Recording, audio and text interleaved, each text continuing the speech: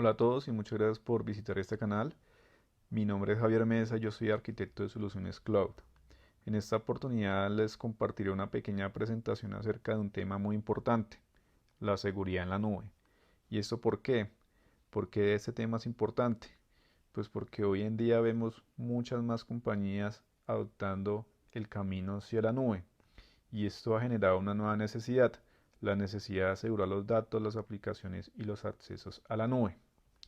El día de hoy les hablaré sobre el estado actual de las iniciativas en la nube, describiré un poco el concepto de seguridad en la nube, también les hablaré un poco del modelo de responsabilidad compartida, haré un comparativo entre la seguridad tradicional y la seguridad en la nube, revisaremos también un poco el tema de regulación, compliance, normas, certificaciones y por último hablaremos de las buenas prácticas en seguridad en la nube. Estado actual de las iniciativas de la nube. En la actualidad vemos que hay un aumento en el consumo de servicios cloud. Todos nosotros utilizamos directa o indirectamente algún servicio que está desplegado en la nube, ya sea porque tengamos algún correo electrónico o porque utilizamos una app o algún sistema de alguna compañía que ya está desplegado en la nube. En muchas organizaciones también hemos notado que en los proyectos de nube, como de migración o despliegue de soluciones a la nube, hay una nula o poca participación del área de seguridad de TI. ¿Esto por qué sucede? Eso sucede porque a veces los que lideran estas iniciativas de nube no involucran al área de seguridad de TI directamente. ¿Esto por qué pasa? Pues porque estas personas que lideran estas iniciativas piensan que los de seguridad les van a poner muchas trabas o impedimento a los proyectos. Y también en otras ocasiones es porque estas personas que lideran estas iniciativas piensan que el tema de seguridad le corresponde netamente al proveedor de nube y no al área de seguridad de la organización. También hay una falta de gobierno. Muchas empresas, muchas organizaciones migran sus cargas de trabajo a la nube sin tener un proceso definido. Y ya cuando estas cargas de trabajo están en la nube, no tienen un control, no se sabe lo que tiene y muchas veces se genera una facturación por servicios que no están siendo utilizados o que tienen capacidad ociosa. ¿Cuál es el desafío que nos genera la seguridad en la nube? El desafío más importante es avanzar rápido, pero avanzar seguro. ¿Y eso qué quiere decir? Pues que debemos aprovechar los múltiples beneficios que nos brinda la nube para crear soluciones y servicios que generen valor a nuestros clientes finales mucho más rápido que nuestra competencia. Pero eso sí, sin descuidar la seguridad que debemos implementar para que estas soluciones o servicios protejan la información de tanto de nuestros clientes como nuestra infraestructura o plataforma de nube. ¿Qué es la seguridad de la nube?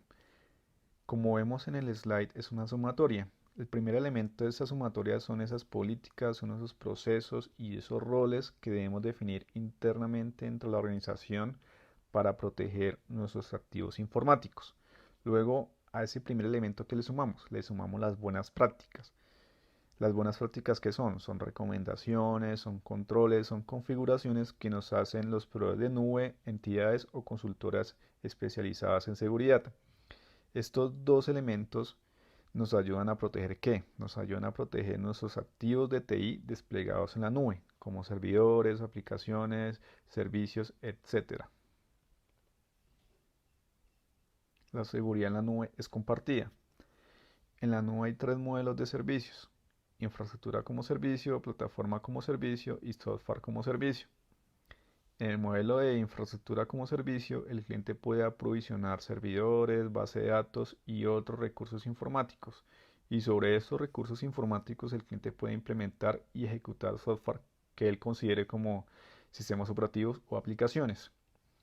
En el modelo PaaS, el cliente puede crear aplicaciones y servicios utilizando lenguajes de programación, librerías y herramientas que sean compatibles con la infraestructura del proveedor de nube. En el modelo SaaS, el cliente puede usar las aplicaciones del proveedor de nube y puede acceder a ellas a través de interfaces como los navegadores web. En este slide podemos notar que en la nube no hay un único responsable de la seguridad. La seguridad en la nube, como vemos, está compartida entre el proveedor de nube y el cliente. Hay algunas responsabilidades que se definen del modelo que el cliente elija. Es decir, si el cliente elige un modelo PaaS, un servicio provisto por un modelo PaaS, este cliente va a tener mucho menos responsabilidades que si eligiera un modelo IaaS. Pero en la nube hay algo que solo va a tener un responsable. Por ejemplo, en la nube pública, el proveedor de nube como Google, Azure o AWS siempre será el responsable de proteger la infraestructura que ejecuta todos los servicios de nube. Por ejemplo, el hardware y software, redes e instalaciones físicas donde están estos servicios desplegados. Por otro lado, el cliente será el único responsable de la gestión y la seguridad de los datos. El cliente como dueño de los datos será el único responsable de decidir, por ejemplo, dónde va a alojar los datos, si los va a encriptar, si los moverá de un lugar a otro o si los borrará definitivamente. Ahora vamos a hacer un breve comparativo entre la seguridad tradicional y la seguridad en la nube, la seguridad cloud. Como primera diferencia, vemos que en la seguridad tradicional tenemos tanto controles físicos como controles lógicos. Los controles físicos, ¿qué son? Pues son esos procedimientos que impiden problemas en la seguridad física del hardware. Por ejemplo, los controles para acceder al data center, los sistemas de refrigeración de los data centers, etc. Y los controles lógicos son aquellos que protegen los accesos a los datos y la integridad de los mismos. Por ejemplo, sistemas de autorización y autenticación, firewall, etc. Como vemos, la seguridad tradicional tiene esos dos tipos de controles, mientras que la seguridad en la nube solamente tenemos los controles lógicos, ¿cierto? Porque los controles físicos están a cargo del proveedor de nube. La segunda diferencia es la responsabilidad en la seguridad. En la seguridad tradicional, la responsabilidad recae sobre la organización, mientras que en la nube es compartida entre el cliente y el proveedor de nube. La tercera diferencia que vemos ahí es que está relacionada con la ubicación de los datos. En la tradicional, los datos están alojados en los data centers de la organización, mientras que en la seguridad cloud, los datos están alojados en servidores remotos del proveedor de nube. Y la cuarta, que es muy importante, está relacionado con el costo. Pues en la seguridad tradicional, implementar tanto controles físicos como controles lógicos es muy costoso, mientras que en la seguridad en la nube solamente debemos implementar controles lógicos y eso sale más económico. Digamos que hay muchos servicios que proveen muchos proveedores de nube que el costo a medida que se van agregando nuevos clientes se va disminuyendo por el tema de economía de escala. Esas son como las grandes diferencias que tenemos en la seguridad tradicional versus la seguridad cloud. Ahora vamos a ver algunos beneficios que nos brinda la seguridad en la nube. El primero está relacionado con costos bajos, así como lo acabo de decir ahora. En la nube tradicional, pues, perdón, en la seguridad tradicional, pues, es necesario implementar controles lógicos, controles físicos. Los controles lógicos a veces están relacionados con adquirir licencias muy costosas de software, como firewalls y demás. Mientras que en la nube, pues, no se tiene que adquirir ninguna licencia, sino que solamente se adquiere el servicio y ya el proveedor de nube se encarga del tema de licenciamiento y demás. Hay un mayor control o ofrece un mayor control en el tema de identidad, en el tema de la gestión de identidad y los accesos. Digamos que en la nube uno puede llegar a un grado de granularidad en el tema de los permisos y el acceso a los servicios y soluciones que uno tiene desplegada en la nube. Incrementa la visibilidad. Todo lo que uno haga en la nube, todo lo que nuestros servicios eh, hagan en la nube, ¿sí? Toda esta trazabilidad va a estar alojada digamos que hay una mayor trazabilidad de esas actividades en la nube. Y los proveedores de nube ofrecen diferentes herramientas que nos ayudan con ese control y esa visibilidad. Lo que uno tiene que hacer es habilitarlos cuando uno está desplegando la solución.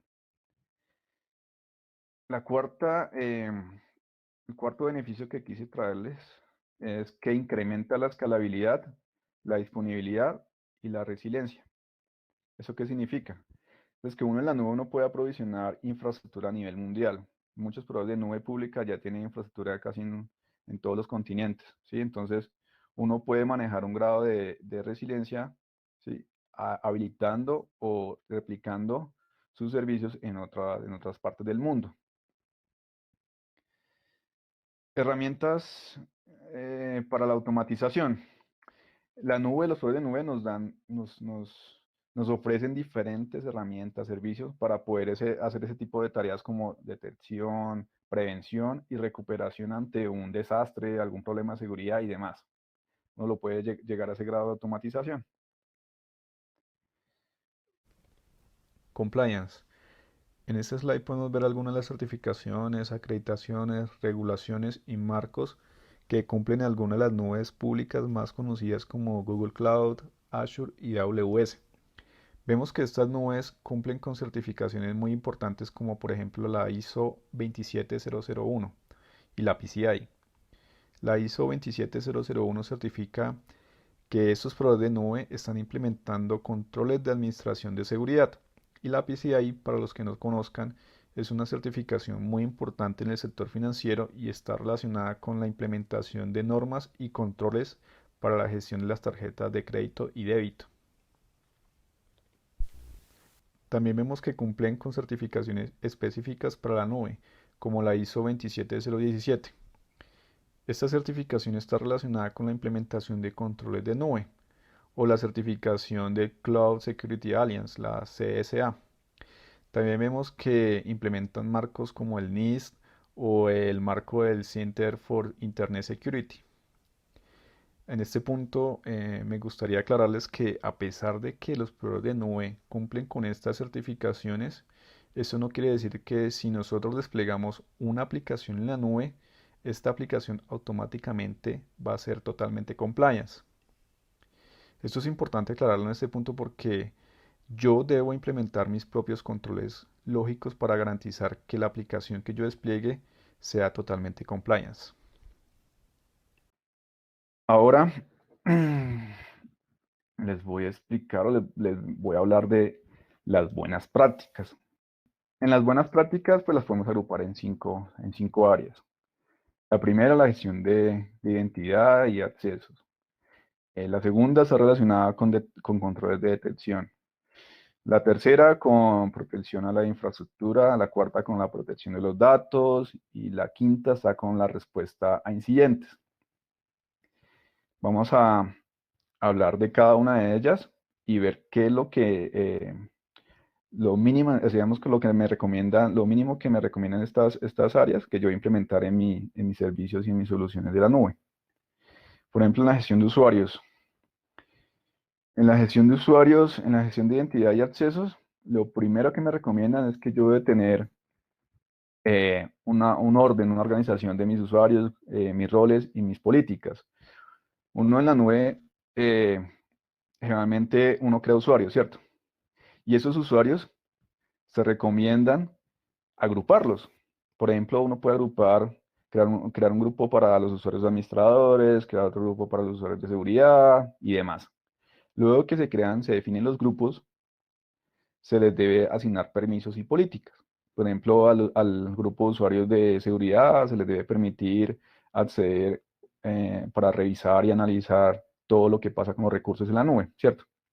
De esta manera, ¿qué nos ayuda esta buena práctica? Pues de que sea más mantenible, ¿sí? Haya un gobierno de los usuarios, porque es mucho más fácil, por ejemplo, actualizar las políticas de un grupo que ir a cada usuario y actualizarle y cambiarle las políticas a ese usuario. La segunda recomendación, la buena práctica es definir permisos granulares. En las políticas uno puede definir permisos granulares. ¿Y los permisos granulares qué son? Son permisos específicos sobre algún servicio o algún recurso. Por ejemplo, los permisos de lectura, permisos de escritura, permisos de ejecución, esos son permisos granulares. Otra buena práctica, aunque sencillo, es aplicar el principio de mínimos privilegios. ese principio que nos dice que nosotros solamente debemos otorgarle al usuario lo que ese usuario necesita en ese momento. Por ejemplo, si ese usuario necesita leer un archivo, pues yo solamente debo habilitarle permisos de lectura y no de escritura, ¿sí? Y no de ejecución. Si más adelante ese usuario llegase a necesitar un permiso adicional, pues yo progresivamente se los voy asignando. ¿Y cómo se los voy asignando? Pues no al usuario como tal, sino al grupo al cual pertenece el usuario. La siguiente es habilitar el MFA. ¿Qué es el MFA? Es Multifactor Authentication. Generalmente las tres, o todas las tres nubes, ofrecen este mecanismo de autenticación en el cual cada usuario debe comprobar su identidad a través de mínimo dos maneras, dos formas o dos factores. Uno de esos factores más conocidos que todo el mundo conoce es ese factor que dice algo que el usuario sabe, o algo que el usuario conoce, algo que el usuario sabe, que por ejemplo es el usuario y contraseña, ¿sí? Que eso lo aplica en la mayoría de sistemas de información, usuario y contraseña. Y otro factor que se utiliza mucho para este MFA en la nube es algo que el usuario tiene, que puede ser un token o puede ser un código. Nosotros podemos configurarle a nuestros usuarios que cada vez que ingresen a algún servicio en la nube, se les pida, aparte del usuario y contraseña, se les pide un token o un código. Y ese token se lo configuramos para que le llegue al smartphone o a la tablet o demás. Por ejemplo, uno puede configurar en esas nubes eh, dispositivos virtuales de MFA como Google Authenticator. Es uno de los más utilizados. Implementar políticas de rotación y establecer contraseñas de mínimos caracteres. ¿Esto qué nos ayuda? Pues nos ayuda a reducir la efectividad de esos ataques de fuerza bruta y también nos ayuda como a depurar esos usuarios que están inactivos. Nos ayuda a limpiar un poco la gestión de los usuarios inactivos. También se recomienda la integración con directorios activos. Si la organización ya tiene directorios activos en su data center on-prem, pues lo que se recomienda es que se conecten los servicios de la nube para que se gestionen los usuarios con los Active Directory o con los directorios activos que tenga ya la organización on-prem. ¿Eso qué nos ayuda? Eso aparte de que nos ayuda a gestionar la seguridad, también reduce un poco el tema operativo, porque pues para un administrador de TI es mucho más sencillo gestionar un directorio activo que gestionar dos o tres directorios activos. Además que para los usuarios es mucho más sencillo recordar una contraseña que recordar dos, tres, cuatro o n contraseñas. Esas son como las buenas prácticas básicas para el tema de gestión de usuarios. Ahora vamos a ver los controles de detención. Acá, ¿qué se recomienda hacer? Acá lo que se recomienda hacer es que todo lo que se haga en la nube, todo lo que suceda con nuestros recursos informáticos desplegados en la nube, se puede auditar, se puede dejar un registro, se puede dejar una trazabilidad.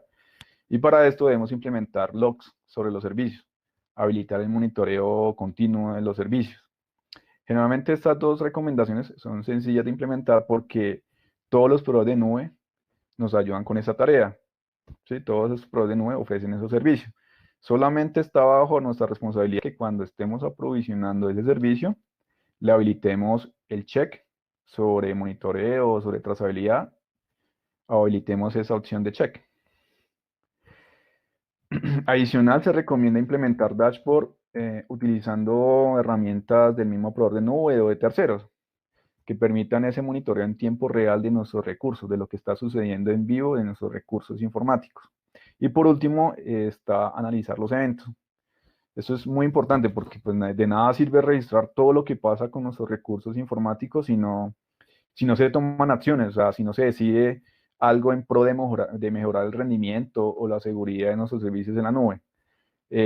Algo que también recomendamos acá es la utilización de herramientas externas como los SIEM. Los SIEM son muy útiles para el tema de monitoreo y el análisis de los eventos.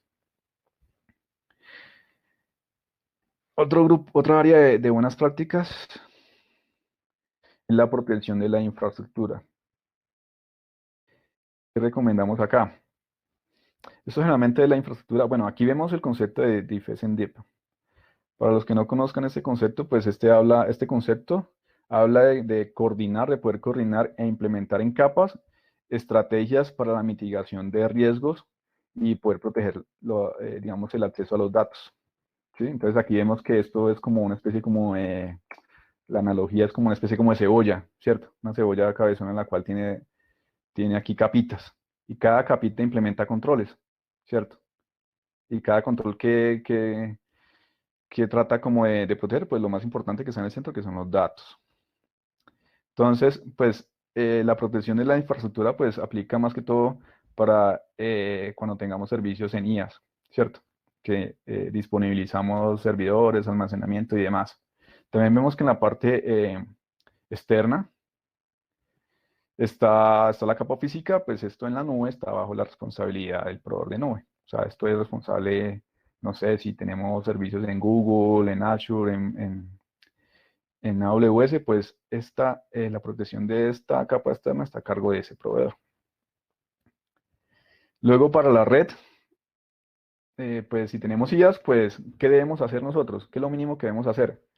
Pues debemos definir lista de accesos.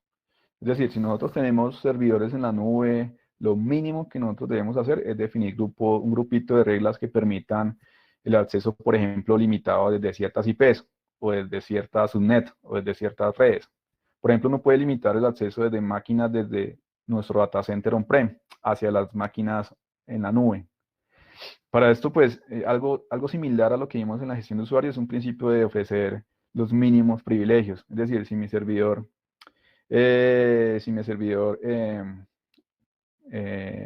digamos, web, solamente requiere la conectividad a un servidor on-prem por el puerto 22, pues yo solamente debo permitirles acceso por ese puerto 22 entre las dos máquinas y no permitir el acceso amplio, es decir, de que cualquier máquina de esa red me pueda acceder a mi servidor web desplegado en la nube. ¿Sí? Eso se trata de limitar los accesos. También es importante evitar el acceso directo desde Internet. Es importante si nosotros tenemos aplicaciones web, implementar componentes como los WAF o los Web Application Firewall que nos ayuden como a filtrar esas peticiones realizadas desde IP maliciosas o restringir el acceso desde ciertas partes del mundo. También podemos implementar en los WAF política de los WAF Top 10. Para los que nos conozcan esta lista pues está actualizada por la misma organización que lleva el nombre de la lista, el OWASP, ¿sí? El cual es una organización muy importante en la industria de TI, la cual pues digamos que su objetivo es como la investigación y la creación de herramientas y metodologías y demás que ayuden a asegurar el software. Entonces, esta organización lo que hizo fue crear una listica de 10 riesgos los más conocidos que pueden afectar nuestras aplicaciones web. ¿Sí? Entonces, muchos WAF implementan esas buenas prácticas para mitigar esos riesgos que están en esta lista. También se recomienda que si tenemos aplicaciones web en capas, por ejemplo, que tenemos la capa frontend, la capa lógica de negocio, la capa de datos, lo que se recomienda acá es no exponer todos los componentes de estas capas a Internet. Una estrategia muy útil y recomendada es que podamos separar los componentes en capas y, por ejemplo, el componente de la capa frontend, dejarla en una subred pública detrás de un WAF o de un firewall y las demás capas como la capa de datos, la capa de lógica de negocio, dejarla en sus redes privadas y que estas subredes privadas solamente puedan ser accedidas desde la subred donde está el componente de la capa frontend. Eso es en tema de asegurar, proteger la infraestructura, también cifrar los canales de comunicación por medio de protocolos como TLS. También se recomienda hacer esto para proteger la infraestructura. Ahora la protección de los datos. ¿Qué nos recomiendan acá para proteger nuestros datos? Como vimos en los slides anteriores, el cliente sí o sí es responsable de proteger los datos, independientemente de si tenga servicios en IaaS, en PaaS, en SaaS. Entonces, ¿qué estrategia podemos implementar para asegurar o proteger nuestros datos? Pues lo primero es clasificarlos, ¿cierto? Pues no es lo mismo uno asegurar información, por ejemplo, de tarjetas de crédito, que asegurar información como de oficinas de un banco, ¿cierto? Digamos que la información de las tarjetas de crédito es mucho más crítica e involucra mayor esfuerzo y mayores controles que la protección de la información de un listado de sucursales de un banco. Entonces es importante clasificarlos. Luego viene cifrarlos. El cifrado es importante porque hace ilegible la información en caso de pérdida. Para esto pues, se utiliza generalmente algoritmos de encripción y llaves para encriptar y desencriptar los datos. Digamos que los proveedores de nube ofrecen la flexibilidad de que yo pueda utilizar mis propias llaves o utilizar las llaves gestionadas por ellos para encriptar y desencriptar la información. También debemos implementar medidas para la protección de datos en reposo. La protección de datos en reposo está relacionada con implementar estrategias para la protección de los datos cuando ya están alojados en algún lado, como una base de datos, un file share o en algún otro servicio de almacenamiento. Para esto, ¿qué podemos hacer? Podemos, aparte de cifrar la información, también debemos definir políticas de acceso a los datos para restringir y evitar el acceso no autorizado a ellos. Luego viene la protección de los datos en tránsito. Los datos en tránsito se dan en el momento en que los datos pasan de un lado a otro. Por ejemplo, cuando estamos copiando archivos de una máquina local de nuestro data center on-prem a un file share en la nube o a un almacenamiento compartido en la nube. Para esto es importante, como lo acabo de decir, aparte de cifrar la información, cifrar el canal de comunicación por medio de SSL. Para esto, pues debemos utilizar endpoints que utilicen HTTPS. Otra estrategia que podemos implementar para asegurar nuestros datos es la generación de backups o de copias de seguridad. También implementar estrategias de DR o de disaster recovery. ¿Esto qué nos ayuda? Eso nos ayuda como a prevenir y a resguardar la información ante una posible eliminación o destrucción, ya sea voluntaria o involuntaria. Sí, por ejemplo, no sé, también nos puede ayudar para cuando exista no se presenta un desastre natural. Entonces, con eso también podemos asegurar la continuidad de nuestro negocio. La respuesta a incidentes. ¿Qué debemos definir o configurar para que cuando algo malo suceda, algún accidente, algún incidente, algo ajeno a la operación diaria nos genere indisponibilidad? Pues debemos implementar estrategias para poder recuperarnos rápidamente. Y esas estrategias, ¿en qué consisten? Pues primero, lo primero es identificar los posibles problemas que pueden tener nuestras aplicaciones o nuestros servicios, ¿cierto? Eso es, bueno, traigo acá como una frase pues que a mí me gusta mucho de un general de guerra, un general asiático, el cual decía que conócete a ti mismo y conoce a tu enemigo. ¿Con eso qué quiere decir? Pues que nosotros debemos anticiparnos ante los posibles problemas o ataques que podemos llegar a presentar.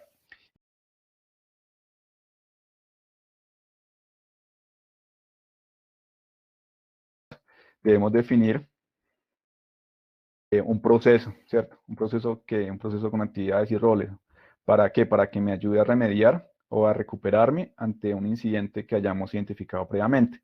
Luego de que yo ya haya levantado el proceso, definido el proceso, lo que se recomienda es automatizarlo, ¿sí? O sea, utilizar esas herramientas, esos servicios de los pros de nube o de terceros que me ayuden como a recuperarme rápidamente, ¿sí? En cuestión de minutos o horas.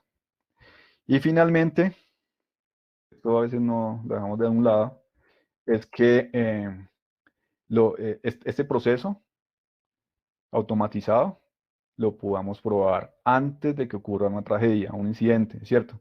¿Eso qué nos ayuda? Pues nos ayuda a pulir un poco el procedimiento, a medir tiempos y demás, ¿cierto? No debemos esperar a que se presente el incidente para poder probar que nuestro proceso esté funcionando bien o mal. Bueno, eh, eso es todo lo que les quería comentar. Bueno, acá unas breves conclusiones. La primera de ellas es que la seguridad depende del modelo de servicio. Es decir, Ya sabemos que hay unas responsabilidades que están definidas para un solo actor, ¿cierto? Por ejemplo, los datos siempre van a estar bajo responsabilidad de los clientes y la infraestructura subyacente siempre bajo el proveedor de nube, ¿cierto? Pero hay unas responsabilidades en el medio que dependen de nuestro modelo de servicio. ¿Sí? Pues porque, por ejemplo, o sea, si nosotros vamos a aprovisionar o contratar un servicio SaaS, nosotros vamos a tener menos responsabilidades que si contratamos un servicio IaaS, ¿cierto? También es importante, como conclusión, es que nosotros debemos robustecer nuestras políticas de seguridad interna, ¿cierto? Implementar como el NIST, como las diferentes organizaciones y demás. Debemos mantenernos actualizados, mantener nuestros procedimientos actualizados, porque una cosa es la seguridad on-prem y otra cosa es la seguridad en la nube. Entonces, hay unos controles que funcionan tanto on-prem como en cloud, pero hay otros que no, y toca actualizarlos.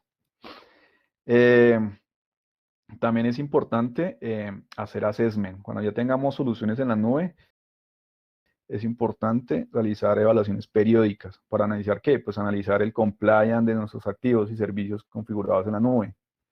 Y también recordemos que a pesar de que los proveedores de nube son compliance en la infraestructura subyacente y en algunos servicios, pues eso no quiere decir de que nuestras aplicaciones y servicios van a ser automáticamente compliance.